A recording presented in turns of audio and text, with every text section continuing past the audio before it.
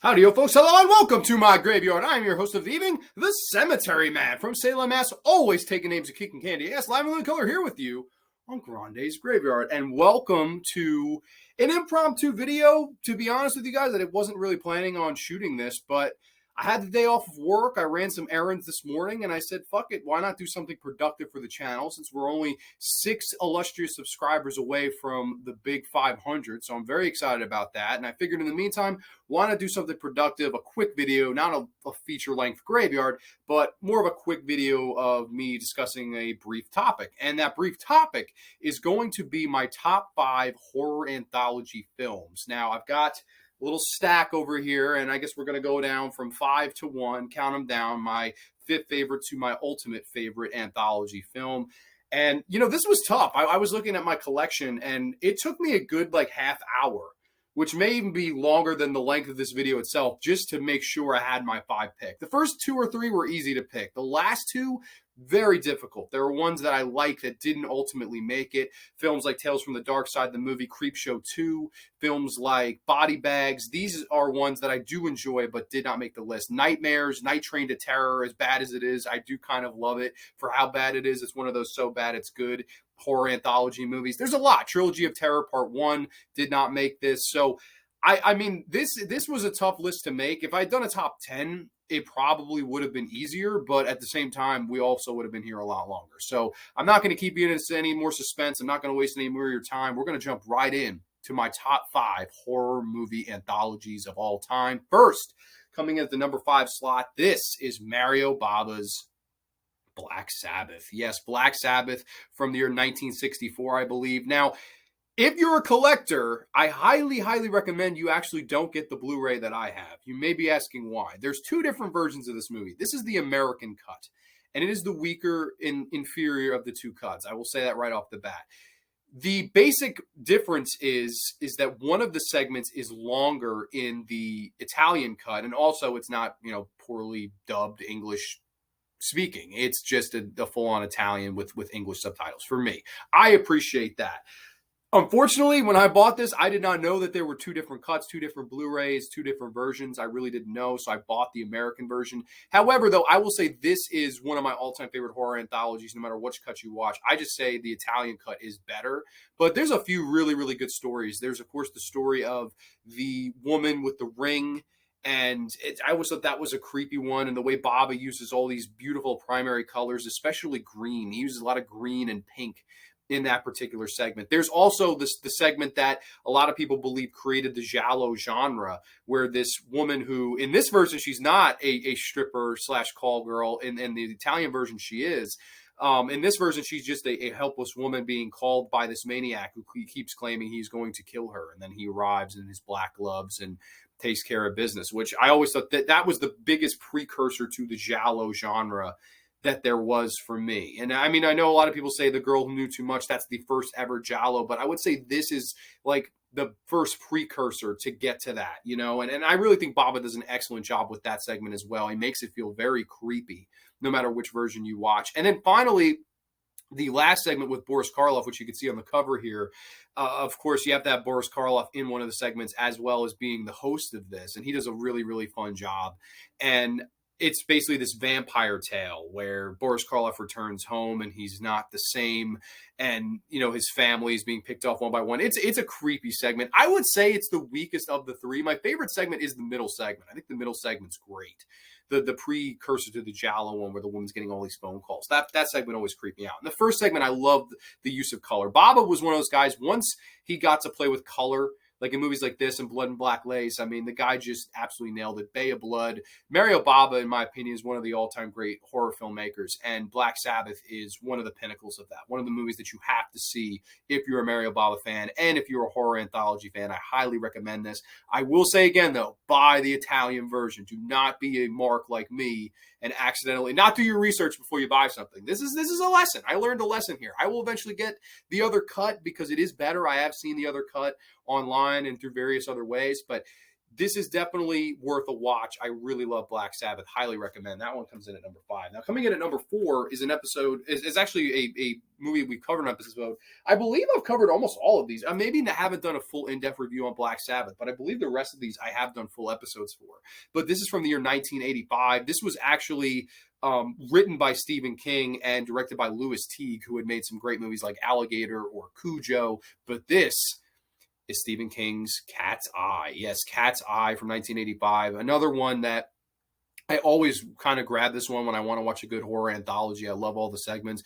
My favorite one is easily the first one with James Woods and the Quitters Inc., if you will. He's, of course, this smoker, and he's trying to quit, and he goes to this company that makes him go to extreme lengths to quit. I mean, they threaten to electrocute his wife, electrocute his daughter, cut off his wife's fingers, and rape his wife. I mean, some crazy stuff in this movie. It really is nuts. And I love that segment. I love the use of "I'll be watching you" as they play it at the party. And James Wood, he gives a great performance, James Woods, in this. He's just great. But I think it hacks into something deeper, and that's the horrors of addiction and quitting these things. And what length will you go to quit these things? And the horrors that come with the lengths that you go to quit a habit. And I think that segment is easily the steal, the show stealer of this movie. You have, of course, the classic one where the guy who likes to gamble, and he goes on the roof because his girlfriend is in jeopardy, and he has to climb all the way around the ledge of this roof and just keeping you on your toes. This fucking crazy guy shooting a fire hose. This guy, so much fun. I love that. The pigeon pecking away at the guy's leg. The ledge segment is fantastic. And then the final one, of course, the most infamous with Drew Barrymore and the little troll / gremlin that invades her room. And of course, the general, her cat, has to kind of battle this thing, and her parents don't believe her. It's a fun movie. I really love Cat's Eye. It's very 1980s. Like, this came out in 1985, which in my opinion is the greatest year in horror history. And this movie just fits right in with that year, that era of Stephen King and the 1980s. And there's a lot of fun Easter eggs if you watch this closely. Like, you see the car of Christine, you see the classic, red Plymouth Fury, you see, a German Shepherd, and there's a nod to Cujo. There's a lot of nods to old school Stephen King work, even at this time. So it's a little bit meta in that way. I really like Cat's Eye. I think it's a lot of fun. A fairly underrated horror anthology that more people need to talk about. Cat's Eye, I love this movie. This Blu-ray looks fantastic. I know the 4K just came out, though, or is coming out. I will say, though, I don't see how you could improve on this. But this is one of the best Blu-rays I own. Like visual transfer wise, it's stunning. I don't even think you could improve upon this. I've got to see the transfer reviews for that 4K, because this is one where I'm like, there's no way you could make this look better than this Blu-ray does. Fun story too. I got this at a 7-Eleven. I was going to get a soda or a bag of Fritos or something, and I saw this in like the Blu-ray, the $3.99 Blu-ray stack. And it was the first one. I was like, bro, Cat's Eye for $3.99 on Blu-ray? And then I put it in, I'm like, this is probably going to be a bare bones, shitty looking Blu-ray. It is bare bones, but man, the thing sparkles off the screen. I mean, one of the best transfers Blu-ray wise I've ever seen in my life. And I'm not even kidding you. So Cat's Eye, highly recommend that one. Coming in at number 3, and a lot of people will probably say this is too low. This is probably number 1 for most people, and I do love this movie. Another bare bones, but this is George A. Romero and Stephen King's collaboration. The most fun you'll ever have being scared. 5 jolting tales of horror. This is Creepshow. Yes, Creepshow from 1982. Another just all-time infamous movie. I mean, this is one that everybody knows the stories of. My favorite was always Jordy Verrill. I love the Stephen King segment where, holy oh Jesus, a meteor shit. Dad, you're dead.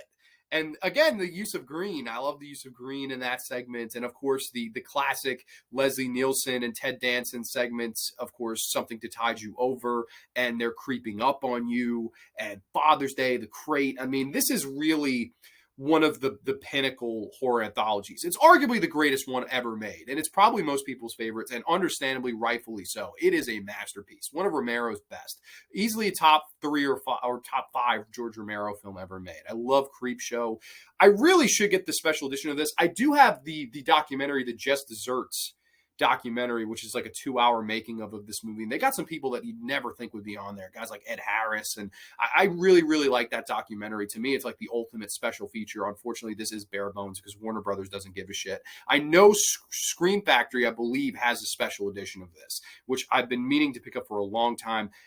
I'm going to wait though, because if they ever do that one on 4K, I think this movie would really benefit from a 4K because visually, style wise, I think it's Romero's best day from a stylistic standpoint. I really do. Like some of the scenes in Father's Day with the crazy red, blue, and purple backgrounds and, the comic panels. I mean, it's gorgeous stuff to see in 4K. I feel like it would look fantastic. But this Blu-ray does look nice as well. I love this movie. The most fun you'll ever have being scared. To me, the all-time most infamous, beloved horror anthology movie, and rightfully so. I love George Romero's Creepshow. Coming in number 2, now this is going to be one that I feel like few people have seen, and one that desperately needs a Blu-ray or a 4K or something. This is still, to my knowledge, the only edition of this you can really get. I'm not sure. Maybe there's a Blu-ray overseas that I don't know about.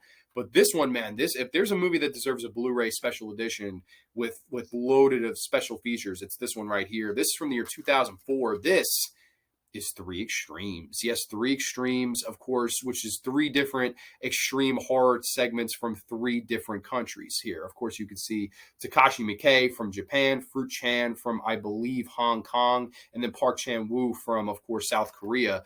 I love all 3 of these segments. They're fantastic. And actually, cool enough, on the second disc here, you can get the feature-length version of the dumpling segment, which is the first segment. It's basically this body horror segment where this woman, she's like an aging actress, and she's just sad and depressed that she's getting older. And her husband is committing infidelity on her, and she is just absolutely fallen into a depression. So she goes to this witch doctor named Aunt May. And Aunt May says, hey, if you want to be young again, if you want to be desirable again, come to me in a week, and I will give you something to make you young and desirable again.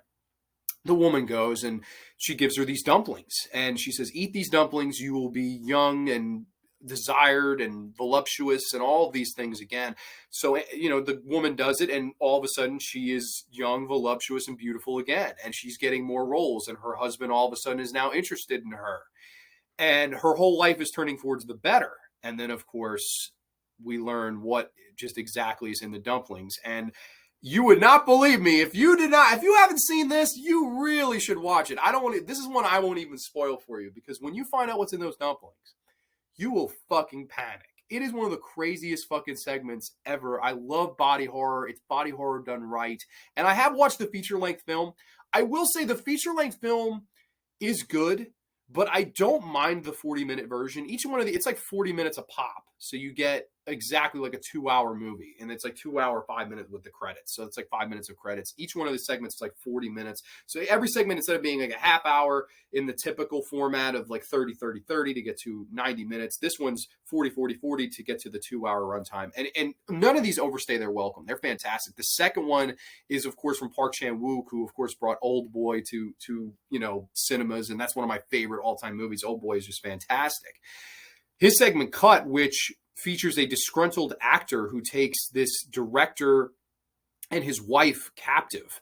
And basically he tells the director that he must murder his wife in order to be let free. And it's just this crazy segment with, I always said, Rod Serling-esque dialogue. The dialogue in that segment is one of my favorite written segments of any movie of all time. It's just fantastic. And it's absolutely batshit crazy, a lot of gore, very over the top, a lot of fun. The lead heel is fantastic in it. Some psychology thrown in there. I love Cut. A lot of people's favorite segment from this movie. But my favorite over time has become the last one, the Takashi Miike segment of Box, which tells the story of these 2 twin sisters that are in this sort of circus show where they perform as a 3-person circus with their father. And they can do this incredible thing where the father puts them in this tiny, tiny box. They can contort their bodies like contortionists. And basically, this segment follows the post-traumatic stress of jealousy that one sister feels towards the other, and this horrible thing that happens to one of the sisters. And it is absolute, like, you hear this thrown around a lot, the 2 words nightmare fuel. You hear that thrown around a lot. There are a few segments or horror films to me that is more nightmare fuel than Takashi Miike's segment in this Box. It is horrifying. There's a beautiful shot cinematography wise where Takashi Miike, he shoots one of the girls. She kneels down, in the snow towards this tree, and she's just kind of looking at it. It's one of my favorite shots in any Takashi Miike film. And man, I feel like in 4K Blu-ray, whatever, it would look fantastic. I think this one desperately, desperately needs the 1080p or 2160p upgrade. I really do. So I highly recommend this one. I think this is one of the most underrated horror anthologies of all time. Three Extremes, one of my all-time favorites. Highly recommend this one.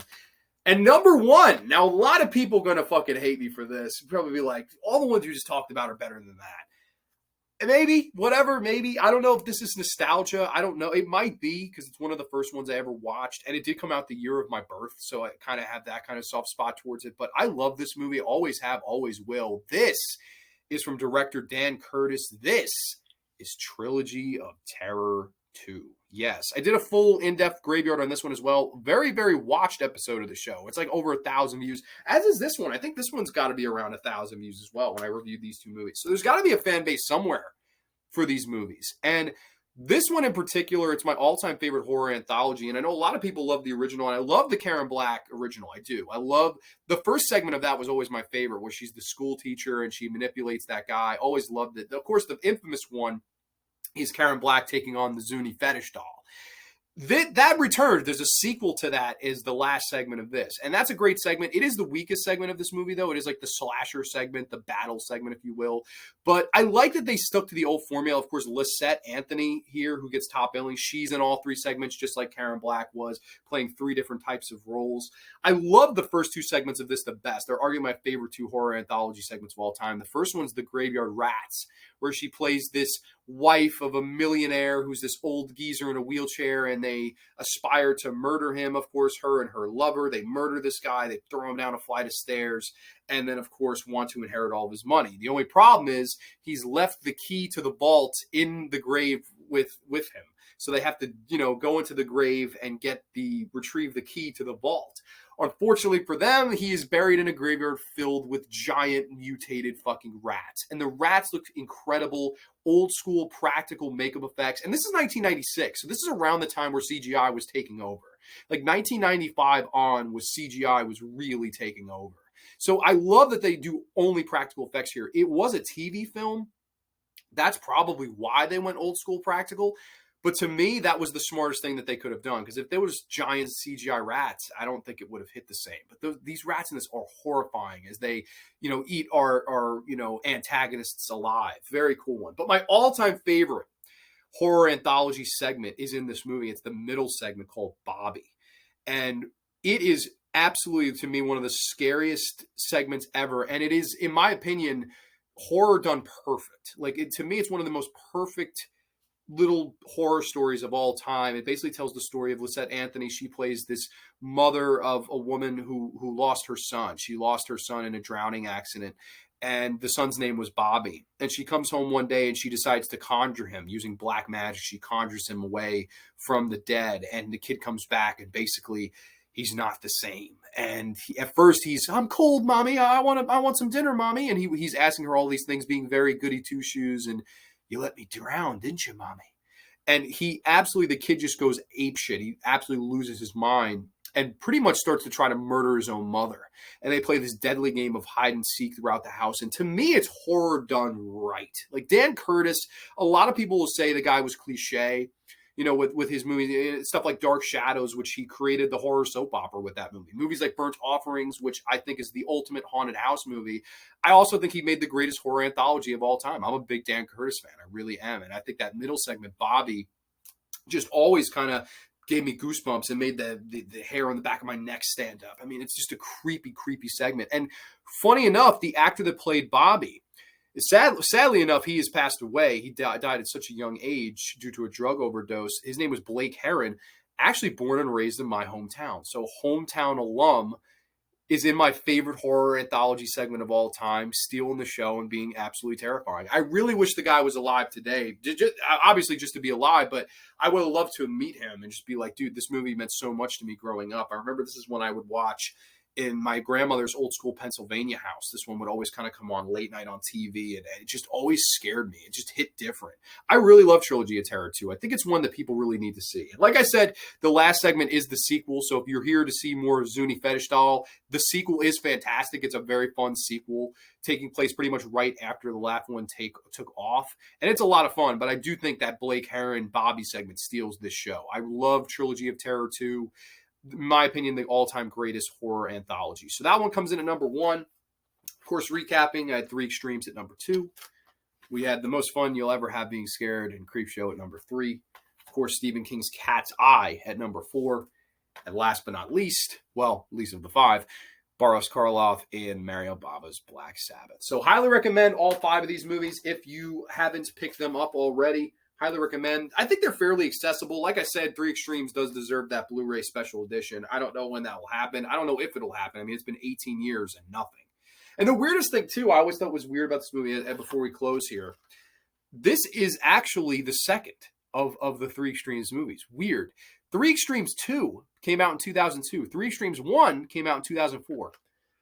Why that is, I'll never know. I have no idea. I don't know if it's... My guess is always that this was the better of the 2 movies by a mile.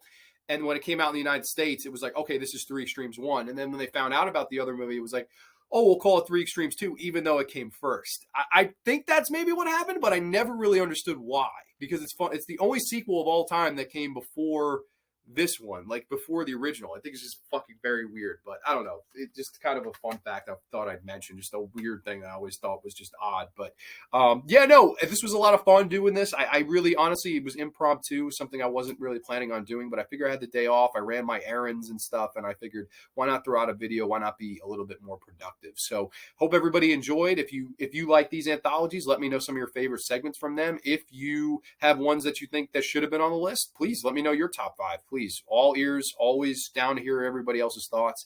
But that is going to be all for now. This has been the Cemetery Man from Salem, Mass. Always taking names and kicking candy ass. Live in the color here with you on Grande's Graveyard. 2 Sweet Peace, and we'll catch you this Thursday for the Teen Titans Season 4 ranking. Hope you guys enjoy. Have a good one.